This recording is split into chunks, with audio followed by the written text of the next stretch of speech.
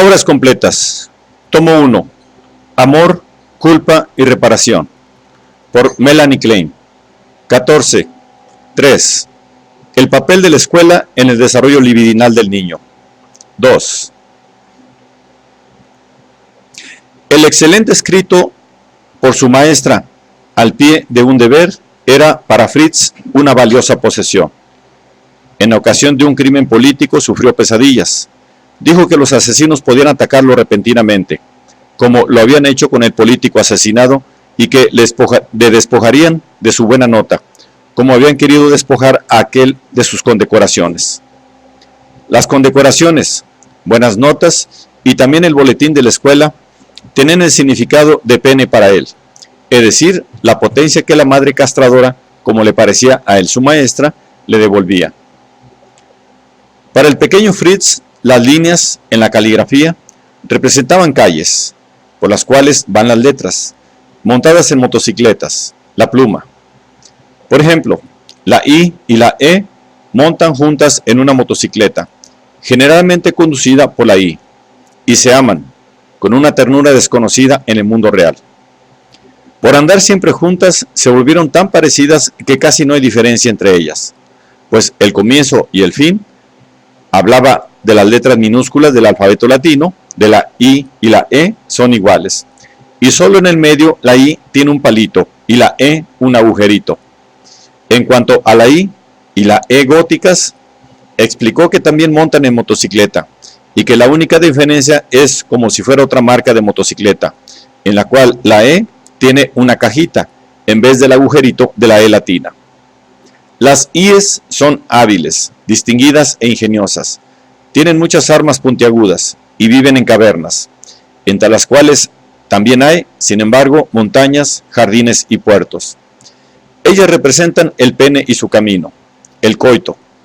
Por otro lado, las L's son calificadas de estúpidas, torpes, perezosas y sucias.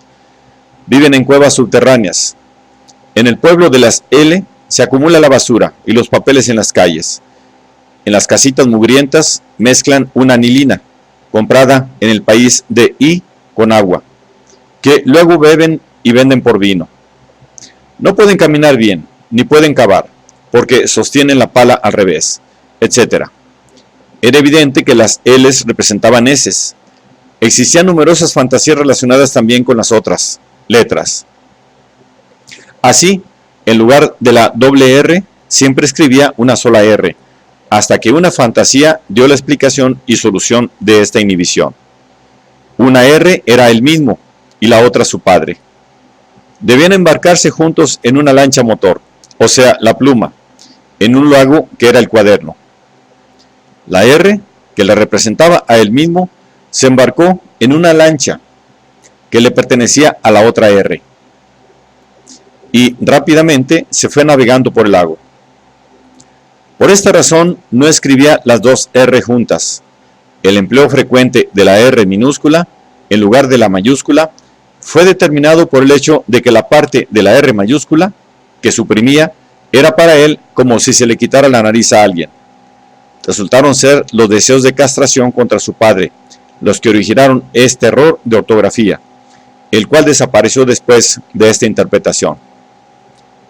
Poco después de comenzar las clases, cosa que había esperado con mucha alegría, Ernst, de 6 años, demostró una marcada aversión a sus estudios. Me habló de la letra I que estaba aprendiendo y que tenía dificultades para él. También supo que el maestro le pegó a un niño mayor que él, que debía demostrar en el pizarrón cómo formar la letra I, porque no lo hizo lo suficientemente bien. Otra vez se quejó de que las lecciones son tan difíciles y que, al escribir, siempre debía hacer palotes hacia arriba y hacia abajo. En aritmética, dibujar banquitos y, en fin, que debía escribir según el deseo del maestro que lo contemplaba. Después de dar esta información, demostró marcada agresividad. Quitó los cojines del diván, arrojándolos al otro extremo del cuarto. Empezó a hojear un libro y me mostró un palco de I. Un palco era algo dentro del cual uno estaba solo. La I mayúscula está sola dentro y alrededor hay solamente letrecitas negras que le recuerdan S's. La I mayúscula es el popochen, pene grande, que quiere estar solo dentro de mamá y que él no tiene.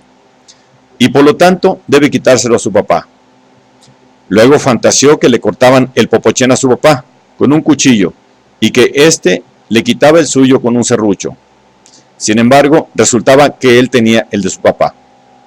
Entonces le cortaba la cabeza a su papá, después de lo cual el último ya no le podía hacer nada, porque no podía ver.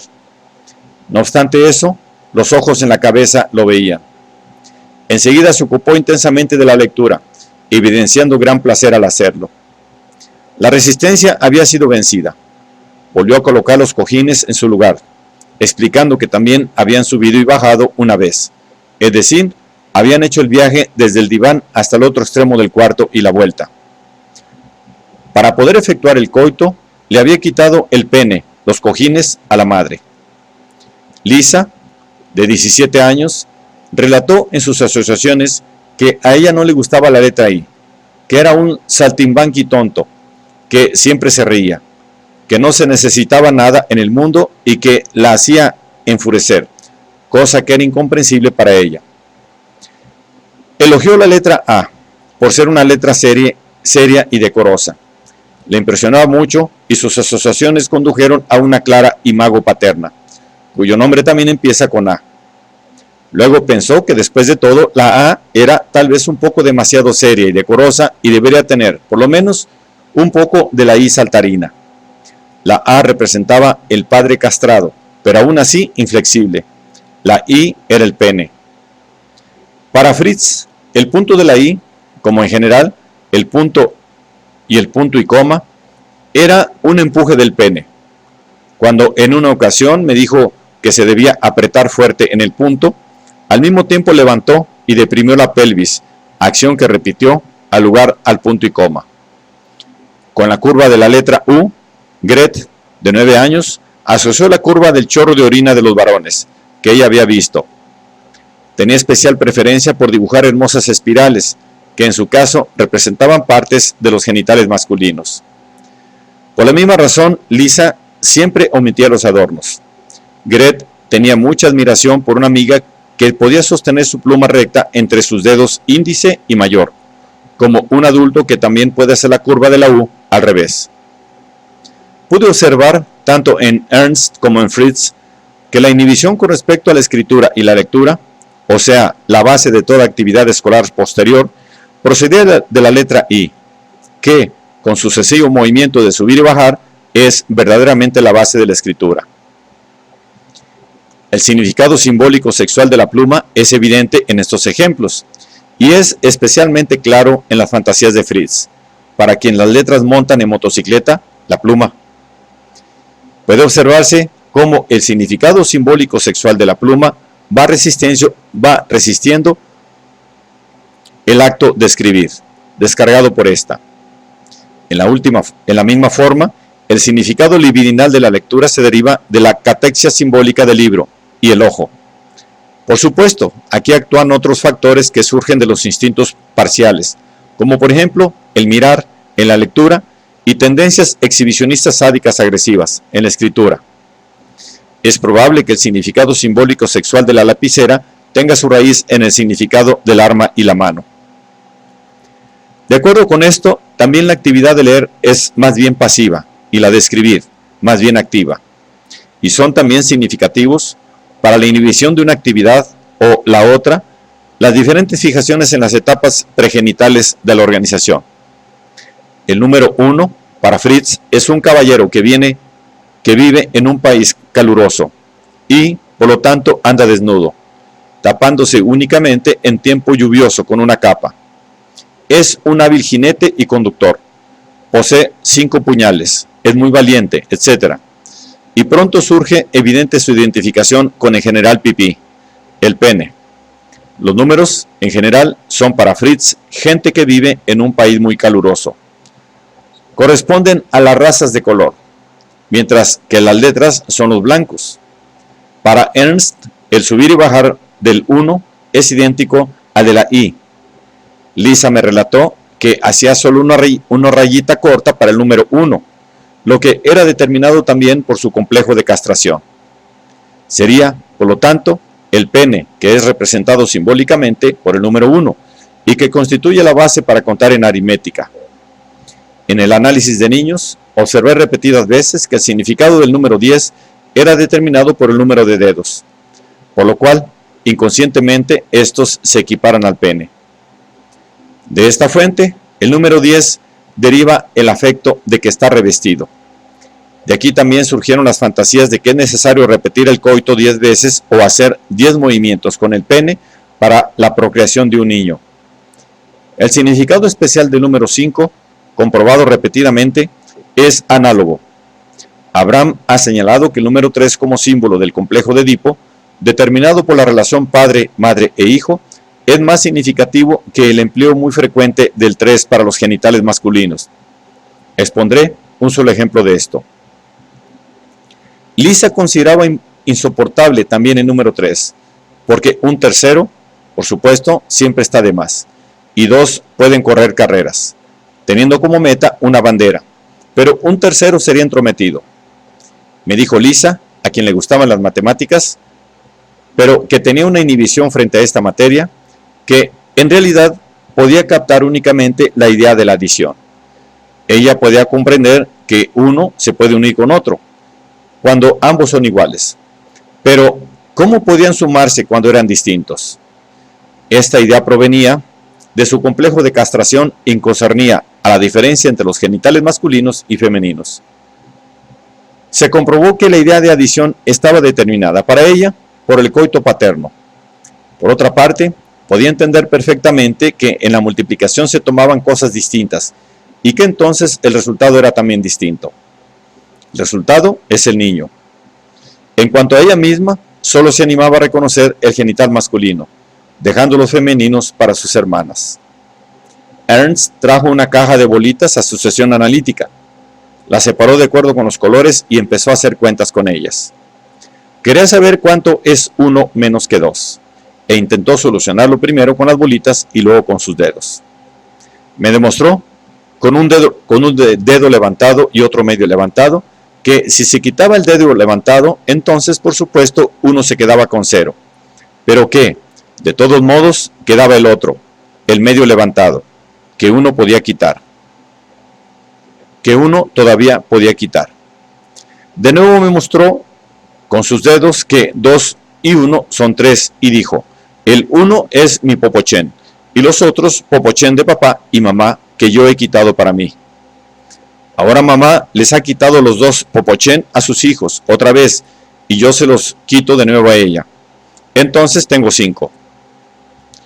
Durante la sesión, Ernst trató líneas dobles en una hoja de papel, diciéndome que, según su maestra, se podía escribir mejor entre líneas dobles. Pensaba que es o sería porque de esa manera había 2 líneas y asoció que eran 2 los popochen que se poseía. Luego, con trazos verticales, hacía de las líneas dobles cajas dobles y dijo, pero no conviene tener tantas cajas dobles cuando se hacen cuentas, porque si las cajas son más pequeñas y es más difícil poner los números dentro de ellas. También me demostró lo que quería darme a entender y escribió la cuenta 1 más 1 igual a 2, dentro de las cajitas. La primera cajita donde escribió el 1 era más grande que las otras. Entonces me dijo, lo que viene ahora tiene una caja más pequeña, es el popochen de mamá.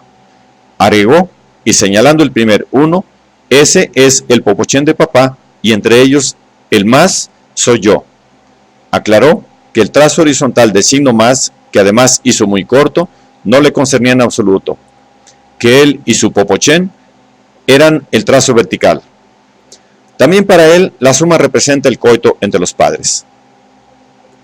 En otra ocasión comenzó la sesión con la pregunta de si él debería contar cuánto resulta 10 más 10 o 10 menos 10. El temor a la castración que surge del número 1 se encuentra desplazado al número 10. Quería reasegurarse de que tenía 10 penes, dedos, a su disposición. Juntamente con esta pregunta, intentó escribir en una hoja los números más enormes posibles que yo tenía que solucionar. Luego explicó que una hilera de números que hizo de varios 1 y 0 alternados, 1, 0, 0, 1, 0, 0, 1, 0, 0, era tipo Gegen contra Tor Portón, de aritmética. Esto lo aclaró contándome que había un pueblo sobre el que había fantaseado antes que tenía muchos portones, porque todas las ventanas y aberturas también se llamaban portones. También había muchos ferrocarriles en este pueblo. Entonces me demostró que cuando él se ponía en un extremo del cuarto, una hilera de círculos que disminuían en tamaño se extendía desde la pared opuesta hasta él. A estos círculos los llamó portones, que dieron origen a la hilera de números 1 y 0, que había hecho en una hoja. Luego me demostró que podía poner un 1 contra otro. En la figura que resultó, la letra M latina, trazó también un pequeño círculo, explicando: ahora también está el portón. El 1, alternando con los ceros, representa el pene. El 0 era la vagina, habiendo muchos círculos, porque naturalmente el cuerpo también tiene muchas aberturas, portones. Cuando me había explicado esta aritmética, Gegentoriche tomó un llavero, pasó una horquilla por argolla y me mostró, con alguna dificultad, que la horquilla al fin estaba dentro, pero que al hacer esto había que dividir y partir la argolla, lo que condujo de nuevo a su concepto sádico del coito. Explicó, además, que esta argolla, que también era como un 0, en realidad solo era una pieza recta, doblada para formar el círculo. Aquí, como también en otras expresiones suyas, era evidente la influencia del concepto del pene materno y de uno oculto en la vagina, que él debía desgarrar o destruir durante el coito. Conectado con esto y con las fantasías de aritmética descritas, apareció en el análisis una agresividad especial. Como siempre, empezaba por quitar los cojines del diván y saltar encima de ellos, y también del diván con los 2 pies. Durante el análisis, la castración de la madre constantemente podía comprobarse, y el coito con ella estaba asociado a ello. Inmediatamente empezaba a dibujar.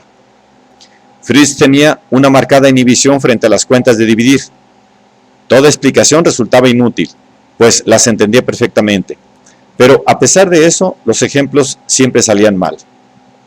Me explicó una vez que para hacer la división, primero debía bajar el número que necesitaba.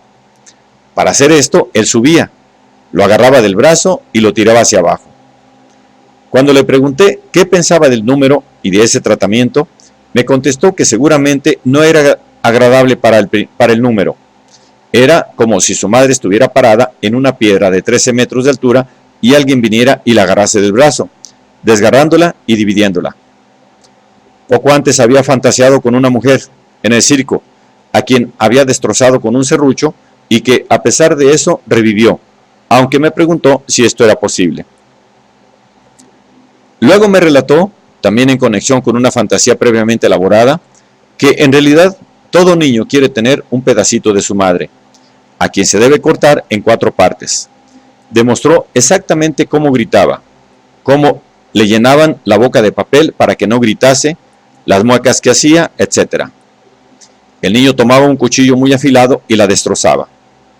Primero atravesando los pechos, luego la barriga y finalmente a lo largo, para que el pipí o pene, la cara y la cabeza quedaran divididos exactamente en el medio, con lo cual le quitaban el sentido de la cabeza. Después la cabeza se volvió a cortar oblicuamente y el pipí a lo ancho. Mientras hacía esta descripción, se mordía la mano constantemente y dijo que se divertía mordiéndola a su hermana, pero que lo hacía con cariño. Prosiguió diciendo que cada niño entonces tomaba la parte de la madre que quería y añadió que también se la comían. Surgió entonces que siempre confundía el restante con el cociente de la división y que siempre los colocaba en sitio equivocado, porque, por supuesto, inconscientemente se trataba de pedazos de carne sangrientos. Con esas interpretaciones desaparecieron por completo sus inhibiciones.